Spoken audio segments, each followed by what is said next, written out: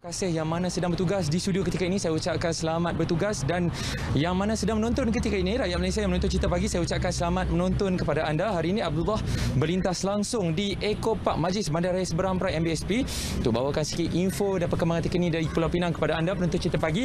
Baiklah, untuk pengetahuan anda seperti mana kita semua sedia maklum, kawasan utara Kedah Perlis Pulau Pinang direkodkan berlaku rekod baru penularan wabak COVID-19, dan isu itu juga menyebabkan beberapa kawasan daerah di kawasan Pulau Pinang khususnya yang telah memegang rekod hijau selama hampir kira-kira 4 bulan telah bertukar menjadi zon kuning. Dan hari ini santai-santai Abdullah berada di kawasan Eco Park di sini. Saya bawakan khas pada anda tetamu saya hari ini, Datuk Bandar sendiri, Datuk Bandar Majlis Bandaraya Seberang Perai MBSP yang berbahagia Datuk SR Haji Rozali Mohamad. Baiklah Datuk, terima kasih Datuk kerana sudi meluangkan masa bersama Berita Cerita Pagi. Sihat Datuk? Saya alhamdulillah, terima kasih kepada RTM, jenama media yang paling dipercayai. Baik, terima kasih juga Datuk. Okey Datuk, berkaitan dengan isu sekarang ni COVID-19, mungkin Datuk sendiri sebagai Datuk Bandar nak kongsikan kepada penonton Cerita Pagi apakah tindakan dan usaha yang dilakukan ketika ini dalam memutuskan rangkaian COVID-19. Saya telah MBSP telah menubuhkan task force pengurusan krisis COVID-19 bagi mengendalikan isu-isu yang timbul daripada wabak ataupun pandemik COVID-19 ini. Apabila berlakunya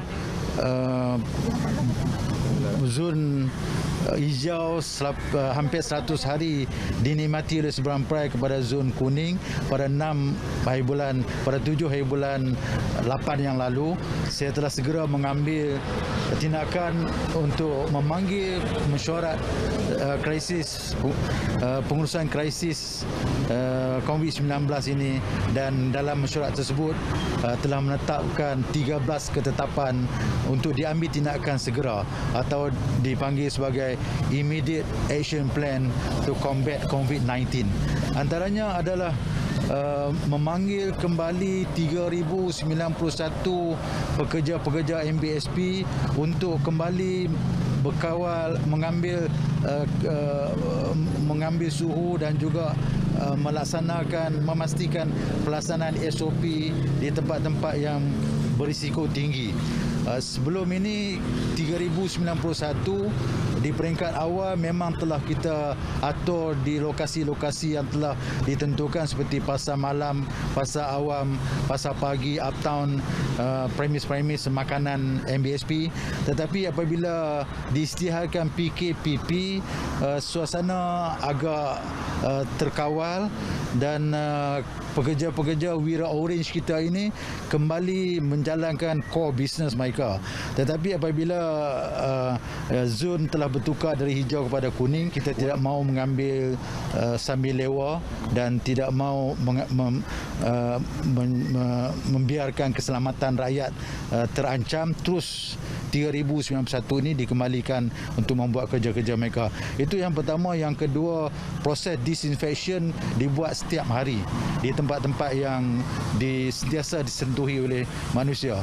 Dan perhatian yang khusus, plan yang ketiga adalah memfokus kepada tempat-tempat yang risikonya tinggi seperti pasar awam, kedai gunting rambut,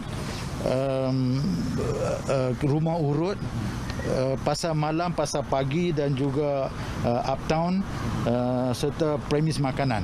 Ini adalah merupakan lokasi yang berisiko tinggi untuk jangkitan, dan di sinilah kita beri keutamaan untuk membuat pemantauan.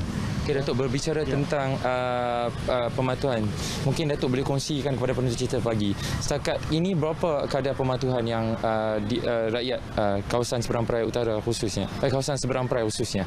Saya ingin mengambil kesempatan untuk mengucapkan terima kasih kepada rakyat Seberang Perai kerana pematuhan di Seberang Perai adalah tinggi. Kedai gunting rambut mencapai 88% pematuhan. Pasar malam yang sangat sukar dikawal juga telah mencapai 80%. Manakala tempat-tempat lain, pasar awam, premis makanan, gedung-gedung perniagaan 99%.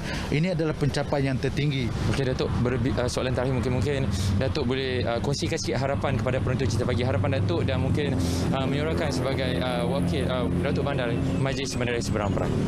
Sebagai Datuk Bandar Majlis Bandaraya Seberang Perai yang dipertanggungjawabkan untuk memastikan SOP kementerian yang telah diputuskan di peringkat persekutuan dilaksanakan di semua sektor, saya ingin menyuruh kepada semua penduduk Seberang Perai patuhilah SOP yang telah ditentukan.